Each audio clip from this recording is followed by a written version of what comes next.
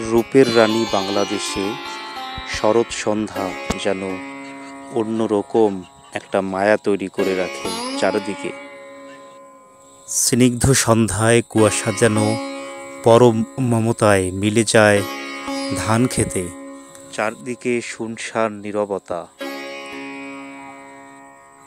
সন্ধ্যা সময়ে পাখির দলও বাড়ি ফেরার তাগাদা অনুভব করে।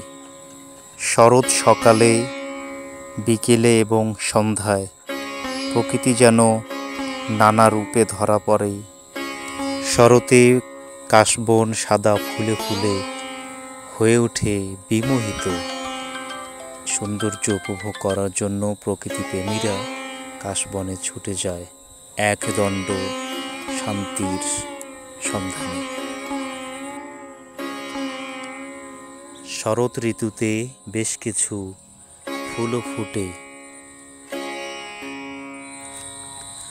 শরতের অনুপম সৌন্দর্য বর্ণনা যেন অল্প কথায়, অল্প গানে শেষ হবার নয়। শরতের সূর্য উদয় থেকে সূর্যাস্ত পর্যন্ত প্রকৃতি যেন এক এক সময় এক এক রঙে রঙিন হয়ে ওঠে এই বাংলার বুকে।